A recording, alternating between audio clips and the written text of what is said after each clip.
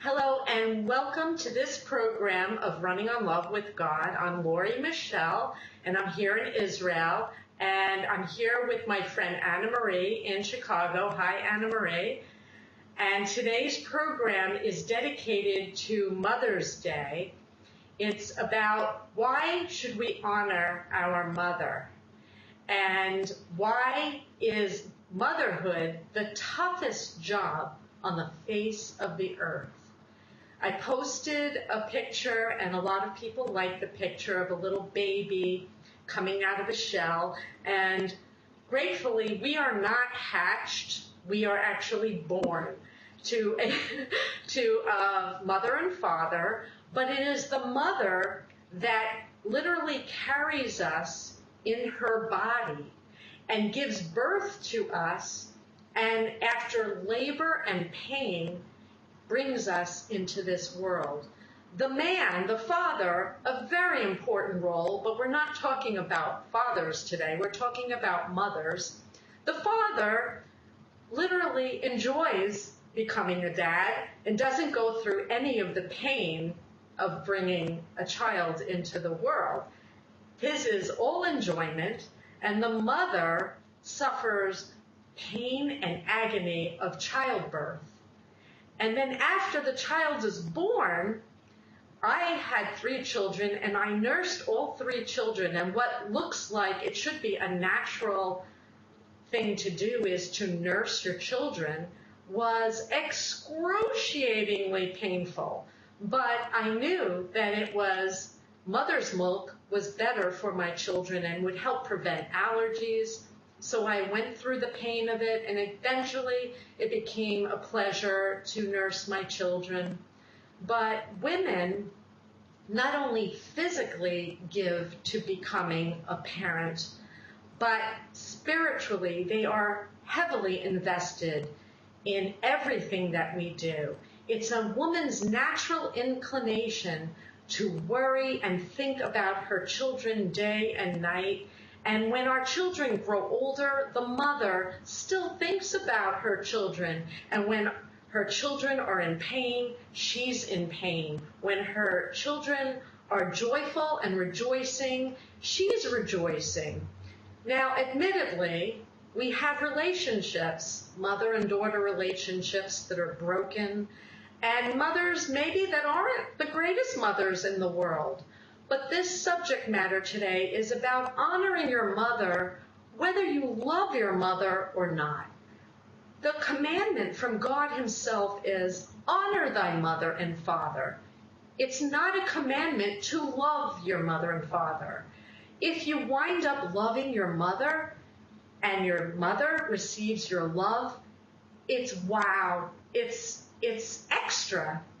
But you should always honor your mother above and beyond what you really know. Because what you really don't know is the pain and anguish she suffers when you suffer. She cares deeply about you, even though she doesn't always show it. And I have a little extra message for mothers, how they relate to their daughters who become mothers. Honor your daughters who are mothers too. Don't meddle in their parenthood. A lot of mothers meddle in their daughters' lives. And respect them and honor them as mothers. Honor the mother. And that's the subject matter of our program today.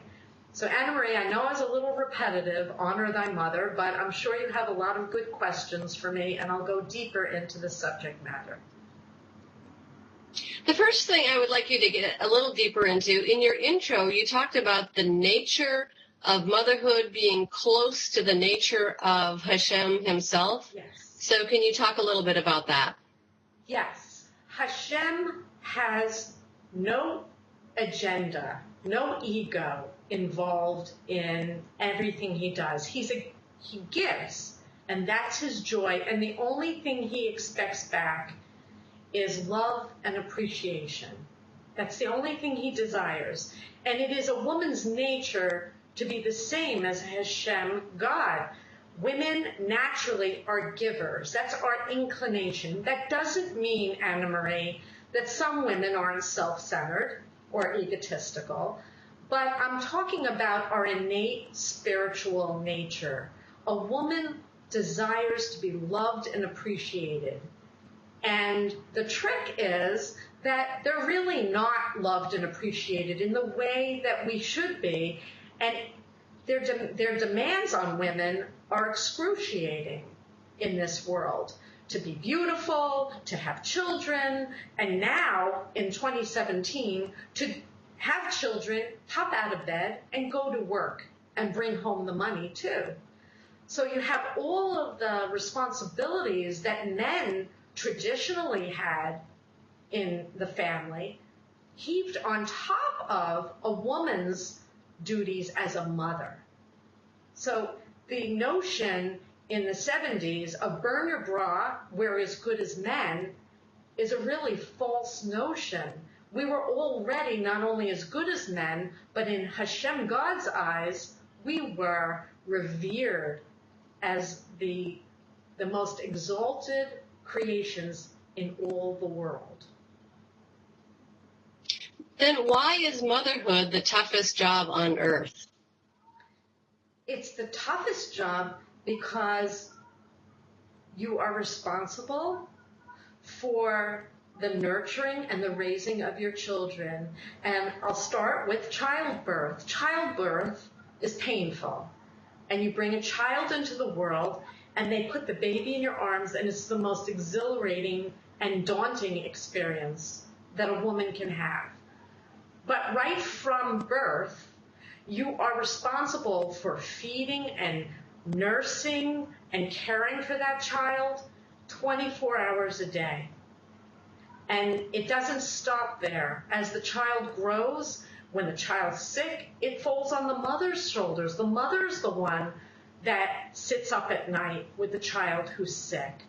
It's all the responsibilities of raising and rearing children fall squarely on a mother's shoulders. And there's probably a lot of men who contribute now to being the parent and doing a lot of motherly things that were traditionally a mother's roles.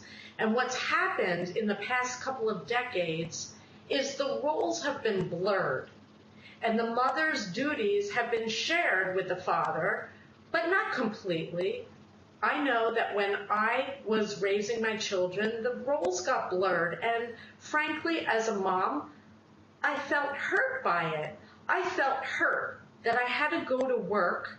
And when my son took his first steps, the babysitter got to see them.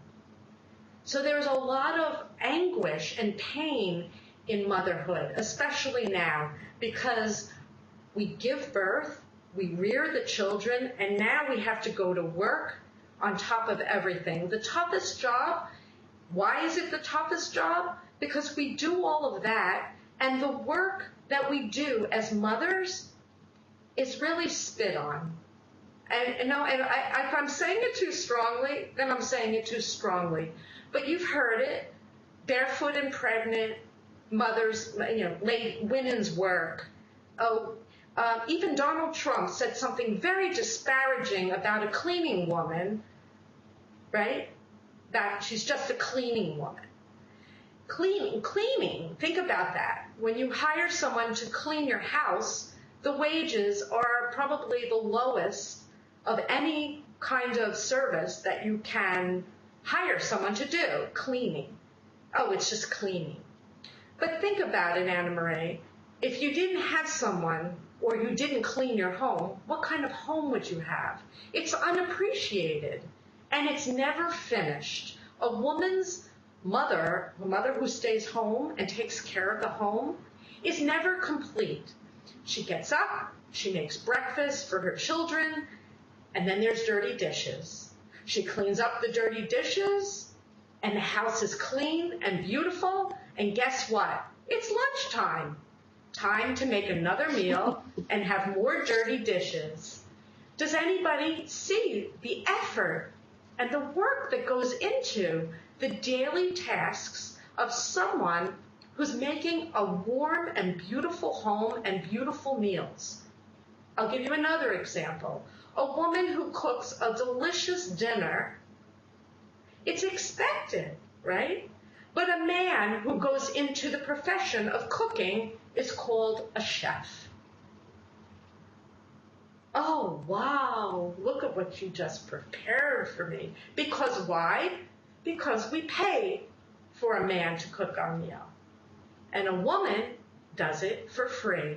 And in our material world, we seem to only value the things we pay for. We value the man because he brings home a lot of money. And the more money you make, the more valued you are. So why is it the toughest job in the world? Because you work at it 24/7. You're never off the job. You're always on call. You get paid nothing, and you are underappreciated most of the time. One day a year, today, we say Happy Mother's Day and we take you out to dinner. Or we might give you a gift. But I say, why isn't it every day that's Mother's Day? Why don't you come home every day and say, Mom, the house looks great. No, but some people don't have very clean houses, so, well, maybe something else you can compliment, like she has a good hair day. Mom, you look great today. Because it's a tough job. It really is. How can we change our perception about motherhood so that everyone reveres all that mothers do for us and for our world? Imagine the world without the mother. Where would we be? The Chinese, I believe it's China, it may not be, but I remember reading years ago that when they had a baby girl, they left the baby girl out to die because they revered the boy. And suddenly, many years into doing this practice of killing off baby girls, they had a shortage of women. They were underpopulating. So, but that's not the only role of the mother, is to have children. But just imagine your life if you didn't have your mother. That, unfortunately, when we lose things and things are removed from our lives, we regret and we long for the things we no longer have. So that's one way. But put yourself in your mother's shoes and all the things that she did for you. And if you're not a mom and you've never experienced motherhood, it's a difficult thing to do, admittedly. But just imagine giving physically into the birth of a person, a human being, and diapering, feeding, clothing that person, and being responsible for their every need, all through childhood, and then even through adulthood. Imagine the one person in the family, when someone needs something, the go-to person is 9 times out of 10 mom, unless it's money. And in some households, it's mom's job too, to bring home the money. But when someone's sick, Mom, they say the first and last words that we scream and utter is Mom. For those of us whose mothers are no longer living, how can we honor them? Well, that's the actual model for the Running on Love charity. There is a tradition called L'Ilui Nishmat, and I probably pronounced it funny, but it is a Jewish tradition that when someone passes away, we do something in their honor or memory so that their presence is felt in this world, and we honor them, and it's truly very holy, and they are revered on the other side, and it's very uplifting for the soul, elevates their soul wherever they are in the next world. So that's one thing that you can do. You can do something in her loving honor or memory, donate to charity. I ran a marathon in memory of my father and raised money for charity. And that's the Running on Love charity model, is to do something in memory of someone that you love. There are people who have genuinely bad mothers, like alcoholics and drug addicts. How can they get to a place where they can honor and love and feel gratitude for someone who really didn't provide nurturing for them? As I said earlier, the commandment is not love your parents. That's extra. The commandment is honor your parents. Honor them. They brought you here. If not for them, you would not be here. So what does it mean to honor? It doesn't mean that you have to be best friends with them. It doesn't even mean that you have to have a full-blown relationship with them. But you should honor them and respect them and understand that we all come with a bag, a suitcase of baggage. We all come with broken parts, and forgive their broken parts and understand that they're doing the very best they can, and don't harbor anger or hatred towards them. Honor them. I would say to you, if your mother is a broken person and has harmed you in some way, it is a mitzvah, a commandment, that you should honor that woman. And if she were, God forbid, homeless or penniless, you should take care of her. She's your mother, no matter what. Doesn't mean she has to move in with you and be your best friend. It means you need to take care of your parents. And there's another expression, be nice to your children because they choose your nursing home. So for all the mothers in the world, be nice to your children. But for all the children in the world, honor your parents. Take care of them. They took care of you in the best way they could, the best way they knew how. And as I said before, the lines are blurred. Motherhood has been spit on and talked downward about mothers. Mothers have been shoved aside and disrespected. And so in that respect, a lot of mothers don't take their job very seriously. They don't think that cleaning the house is all that, or cooking a meal is beneath them. They'd rather go out to a restaurant. So they don't cook, they don't clean, because those roles have been diminished in their mind and in their hearts by society. It's not revered. In the Jewish home, by the way, on Shabbat, every Friday night, around the world, there is a song called Eshes Chayil, and it means woman of valor. And when my son comes for Shabbat, he pauses before that song is sung, and he looks around my home, and he compliments the flowers and the beautiful meal, and he compliments me in some way. And he does, and that happens every Friday.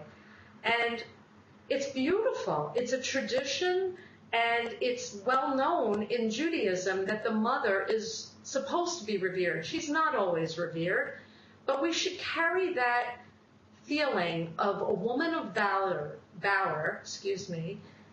every day of the year for all the mothers of the world. Knowing that motherhood doesn't come with a manual, is there any particular advice that you would give to someone just embarking on motherhood? Expect the unexpected. Expect to be intimidated no matter who you are. I was a businesswoman who I had meetings with CEOs, and I was successful in business and was never afraid of much of anything. And when they put that baby in my arms, my first child, I was petrified. Going to the ShopRite and just going grocery shopping with a newborn baby, I was literally shaking from the inside out, breaking a sweat. I felt like an imbecile. And leaving the home, that's another thing that I didn't expect, is you're free. When you have no children, you are completely free. You want to go to the mall, you get up and you go to the mall. But if you have a newborn baby, suddenly, do I have diapers? Do I have a bottle? I need this, I need that. Suddenly, to get out the door takes a half an hour. And having a shower by noon is an accomplishment. So be easy on yourself. People poo-poo the role of a mother as though it's second nature, it's so easy. It's not so easy. And lighten up on yourself. Do the best you can. And your best is good enough. Is it easier to be a full-time stay-at-home mother, or is it easier to be a working mom? It's harder to be a working mom because it's added responsibility onto already a full-time job. If you're a working mom, you have 2 full-time jobs, not one. When you go to work, at least that was the case, and it didn't matter that I had a husband who tried to help pick up the slack and do certain things. It didn't matter. All the responsibilities are still there when you get home. If you talk to working women who are mothers, they will agree with me. It's all there when they get home, and it's very stressful. The one thing that you get from a career that you don't get from motherhood is the reason that it's such a difficult job on the face of the earth. It's the most difficult job because it's so underappreciated. When you have a career, you get merit raises, you get awards, you get a paycheck, you get to start a project, and you get to see the project completed. When you're a mom, you cook a meal, and you clean up after the meal, and then there's another meal to cook, and you barely ever get a thank you. Wow, Mom, that was delicious. My kids laugh at me because when I cook for them to this day, the minute they put it in their mouth, how is it? Do you like it? And they'll say, yeah, Mom, it's delicious. Oh, good. I want a pat on the back. And I ask for it. I'm very bold. Did you like it? And, I make no bones about it. I want to hear that you like it. If I clean something, if I clean the windows, how do the windows look? They look good today. But we should notice these things. And mothers, they don't get noticed much. So will that help people respect mothers more if the mothers themselves point out all that they do? Well, it can be obnoxious if you do it in a funny way. I hope I'm funny. But it can be like, look how great I am. No, you don't really want to be that. The message of this program is moms work so hard, and they don't get paid for it. They don't even want to get paid for it. They just want to be appreciated. And if you have a difficult and challenging relationship with your mother, at least honor everything that she's done for you. And, there are people who are going to watch this program, and maybe they won't even watch because they have such an atrocious relationship with their mothers that they're not even going to watch it. But if you have a halfway decent relationship or a history of something good about you and your mother, honor her. Call her on Mother's Day. Say, Happy Mother's Day. Remember her because she's your mother. And yeah, there are difficult relationships. Trust me, I know. But at the end of the day, we have one mother, and she's the one that brought us into this world. We don't choose our mother. We come through them. And that alone should make you appreciate. I was talking with a friend yesterday who had a very difficult relationship with his mother, and he said the hardest thing for him every Mother's Day was to find a Mother's Day card that did not have the word love in it. So Make your own. In effect, but was he honoring her, the fact that he still got a card? Or was it a little bit of a dishonor because he went out of his way to find a card that didn't have the word love? I think he was being honorable. I'll tell you why. Because he didn't have to buy her any card. If he really had that difficult, there are a lot of people who walk away from relationships, and sometimes you need to, Anna Marie. There are, we're still people, whether we're attached by blood or not. And people can be very abusive, and sometimes it's healthier to separate and just wish that person well and wish them no harm at all. But it's time to just break ties. But that doesn't mean you're not honoring that person. In other words, if this man decided, she's just horrible, she speaks evil about me, she did this to me, and he decides to sever the relationship, he still needs to honor her. He doesn't need to give her a card and pretend he loves her, but he should check up on her if she's, God forbid, homeless. She should never sleep on the street. He should make sure she's provided for. That's his responsibility, to honor her. And no one should be without that. If you're a parent, you should not be thrown aside like an old rag and not have. I see old people on the streets who have no food and no shelter. And that's just not okay. You'll probably cover this in the Father's Day show, but should stay-at-home dads receive the same honor, reverence, and respect as stay-at-home moms? I'm not answering this. Hashem just said, absolutely not. Absolutely not. Well, let's ask why. He's saying they physically did not bring that child into this world. They did not give of themselves body and soul to bring that child into this world. He says it's a special maternal relationship.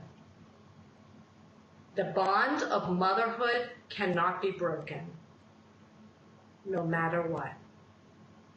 So you may not love your mother, but you are tethered to her, and it is a special relationship. In Judaism, Anna Marie, it's the mother that decides whether the child is Jewish or not.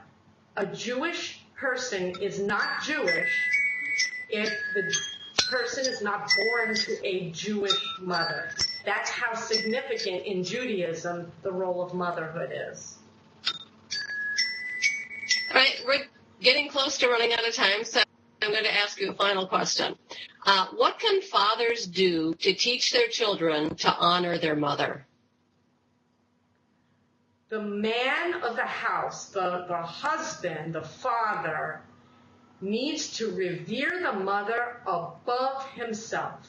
He needs to treat his woman, his wife, as the queen of the house, the queen of the castle, and everything is for the mother. He should never be disrespectful. He should never overrule her. I have a funny story about that.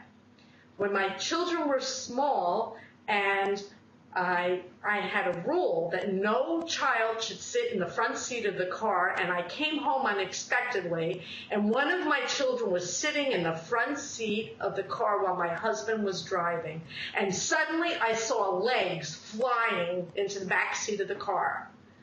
And it's funny, I laughed at it, but I was angry because he overruled my decision that no child should sit in the front seat.